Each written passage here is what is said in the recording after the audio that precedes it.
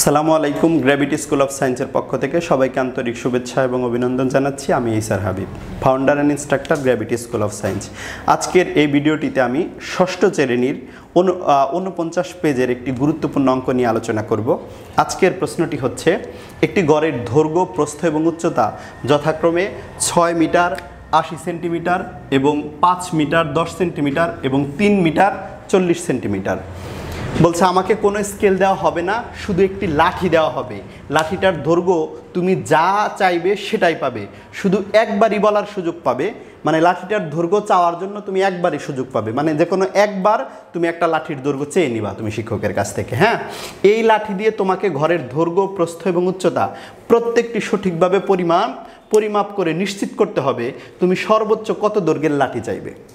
তাহলে একটা প্রশ্নটা হচ্ছে যে একটি গড়ের দৈর্ঘ্য, প্রস্থ, উচ্চতা এই তিনটা জিনিসই পরিমাপ করতে হবে এবং এই তিনটা জিনিস পরিমাপ করার জন্য তুমি একটা লাঠি পাবা এবং সেই লাঠিটার দৈর্ঘ্য কত দৈর্ঘ্যের লাঠি নিবা সেটা তোমাকে তোমার শিক্ষক একবারই বলে দিবে। এখন তুমি সেই লাঠিটার দৈর্ঘ্য কত নিবা সেটা হলো তোমার বের করতে হবে। ঠিক আছে, প্রশ্নটা হচ্ছে তুমি একটা লাঠি নিবা, এমন একটা দৈর্ঘ্যের লাঠি নিবা যেই লাঠি দ্বারা গড়টার দৈর্ঘ্য, প্রস্থ, উচ্চতা ভগ্নাংশ ছাড়া নির্ভুলভাবে পরিমাপ করা যায়। তুমি তো সেই দৈর্ঘ্যের লাঠি শিক্ষকের কাছে চাইবে। তো এই অঙ্কটা করার জন্য আসলে অ্যাকচুয়ালি কী করতে হবে? অঙ্কটা করার জন্য অ্যাকচুয়ালি গড়ের দৈর্ঘ্য, প্রস্থ, উচ্চতা এই তিনটা সংখ্যাকে ভাগ করা যায় এরকম একটা সংখ্যা তোমাকে বাছাই করতে হবে। আর তিনটা সংখ্যাকেই ভাগ করা যায় এরকম সংখ্যা যদি বাছাই করতে পারো, সেই সংখ্যার সমান দৈর্ঘ্যের লাঠি যদি তুমি নাও, তাহলেই কিন্তু তুমি দৈর্ঘ্য, প্রস্থ, উচ্চতা পরিমাপ করতে পারবে।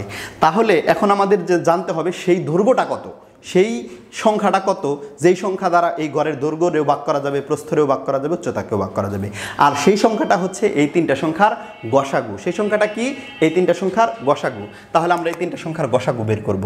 তাহলে প্রথমে দৈর্ঘ্য কি দেওয়া আছে? দৈর্ঘ্য দেওয়া আছে 3 মিটার 6 মিটার 80 সেন্টিমিটার।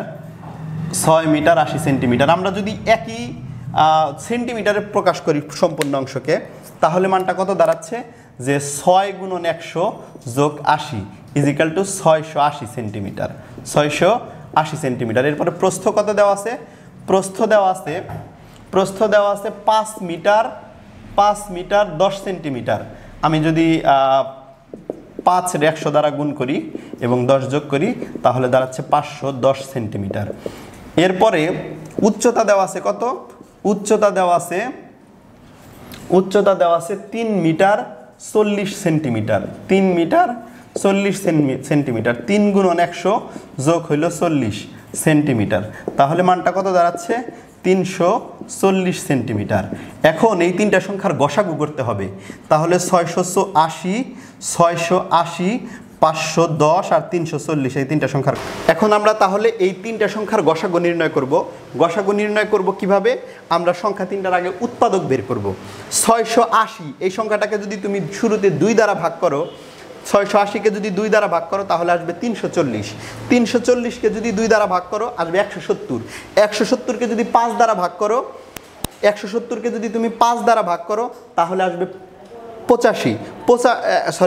170কে যদি তুমি আবার 2 দ্বারা ভাগ করো আসবে 85। 85রে যদি 5 দ্বারা ভাগ করো 5 × 85। এইভাবে 510-এর উৎপাদক নির্ণয় করবা। 2 দ্বারা ভাগ করলে 255, 3 দ্বারা ভাগ করলে 85, 85রে আবার 5 × 85। আবার 340-এ যদি 2 দ্বারা ভাগ করো 170, 170-এ যদি 5 দ্বারা ভাগ করো 34, আবার 34-এ যদি 2 দ্বারা ভাগ করো 17। এইভাবে তিনটা সংখ্যার আমরা প্রথমে উৎপাদক লিখলাম। দেন আমরা এই তিনটা সংখ্যার গসাগু কিভাবে বের করব? যে কমন কোন সংখ্যাগুলো আছে, তিনটা সংখ্যার মধ্যেই কমন সংখ্যাগুলো আমরা এখন বাছাই করব। 680-র উৎপাদকের মধ্যে 2 আছে, 510-এর উৎপাদকের ভিতরেও 2 আছে, 340-এর উৎপাদকের ভিতরেও 2 আছে। দ্যাট মিনস এখানে 2 কমন। এরপরে 680-র উৎপাদকের মধ্যেও 5 আছে, 510-এর উৎপাদকের মধ্যেও 5 আছে, 340-এর উৎপাদকের মধ্যেও 5 আছে। এরপর তিনটা সংখ্যার উৎপাদকের মধ্যেই 17 কমন আছে। তাহলে এই তিনটা সংখ্যার গসাগু হচ্ছে কত? গসাগু হচ্ছে 2 গুণন 5 গুণন 17। 5 × 17 85, 85 2 × 170। অর্থাৎ এই তিনটা সংখ্যার গসাগু 170 70, অর্থাৎ তোমাকে লাঠির দৈর্ঘ্য নিতে হবে 170 সেন্টিমিটার। তুমি 170 সেন্টিমিটার দৈর্ঘ্যের যদি একটা লাঠি নাও, তাহলে সেই লাঠি দ্বারা দৈর্ঘ্য, ওই ঘরটির দৈর্ঘ্য, প্রস্থ এবং উচ্চতা খুব সুন্দরভাবে পরিমাপ করতে পারবে। এরপর আমরা একটু দেখাইতে পারি যে এই যদি আমরা ঘরের এই 170 সেন্টিমিটার দৈর্ঘ্যের লাঠি নিয়ে আমরা দৈর্ঘ্য, প্রস্থ, উচ্চতা মাপতে যাই, তাহলে কত হয়। আমরা যদি 680 কি ছিল, 680 এই ঘরটার দৈর্ঘ্য ছিল, তাহলে দৈর্ঘ্যে 680কে যদি আমরা 170 দ্বারা ভাগ করি তাহলে কত হয়। 680কে যদি 170 দ্বারা ভাগ করি তাহলে কত হয়। এখানে 4 হবে, সম্ভবত 4 বার পরিমাপ করা যাবে। অর্থাৎ তুমি যদি দৈর্ঘ্য, এই ঘরের দৈর্ঘ্যটাকে যদি 170 সেন্টিমিটার দৈর্ঘ্যের লাঠি দ্বারা মাপো তাহলে 4 বার যাবে। হ্যাঁ, এরপরে যদি তুমি এটার প্রস্থ 510 সেন্টিমিটার যেটা ছিল, 510রে যদি তুমি কত দ্বারা ভাগ করো, 510রে যদি তুমি 170 দ্বারা ভাগ করো তাহলে 3 বার যাবে। তাহলে এই 3 বার 3 হচ্ছে ওই মানে 3, ওই লাঠিটার দৈর্ঘ্য 3 বার হবে। মানে আমরা কোনো জিনিস মাপার জন্য যেরকম করি হাত মাপি, 3 হাত মাপি, ঠিক তেমনি 3টা লাঠির দৈর্ঘ্যের সমান হবে ঘরের প্রস্থ। উচ্চতা 500, ছিল কত, উচ্চতা ছিল কত, 340। এবার 340কে যদি আমরা 170 দ্বারা ভাগ করি তাহলে 2 বার যাবে। অর্থাৎ গড়ের দৈর্ঘ্যটা ওই লাঠির দৈর্ঘ্যের 4 গুণ হবে, প্রস্থটা 3 গুণ হবে, আর হচ্ছে উচ্চতাটা 2 গুণ হবে।